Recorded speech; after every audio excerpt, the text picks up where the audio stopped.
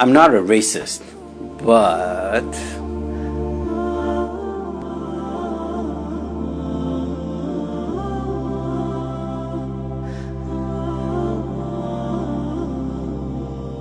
so once upon a time, Abu Dharr radiallahu anh had an argument with one of his companions.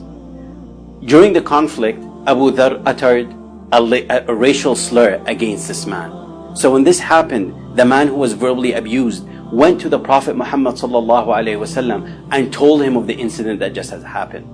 So Rasul sallallahu alaihi wasallam reprimanded Abu Dharr radiallahu anh, and he told him, Abu Dharr, you are a man who still has remnants of jahiliyyah, of ignorance in him.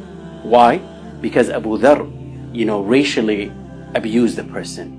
So Abu Dharr wanted to justify his position. He looked at the Prophet Muhammad sallallahu alaihi wasallam and he said, O Prophet of Allah, but he started it.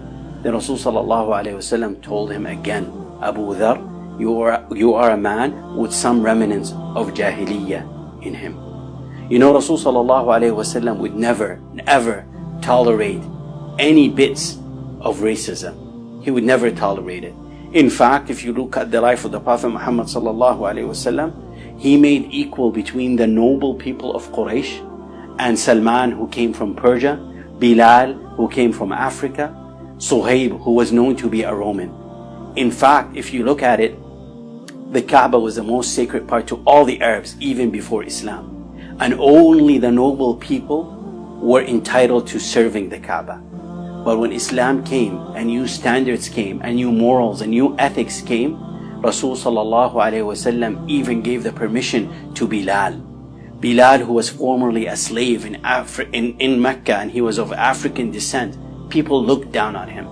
But Rasul sallallahu alaihi wasallam and Islam empowered everyone, so much so that this black person who was formerly a slave now climbs on top of the Kaaba and gives the adhan, calling people to success and calling people to prayer. Islam always fought racism, always fought discrimination. And as Muslims today, we must fight discrimination and racism in its all forms, in all places, whenever it happens to anybody on this earth. And that's a forgotten Sunnah making a comeback.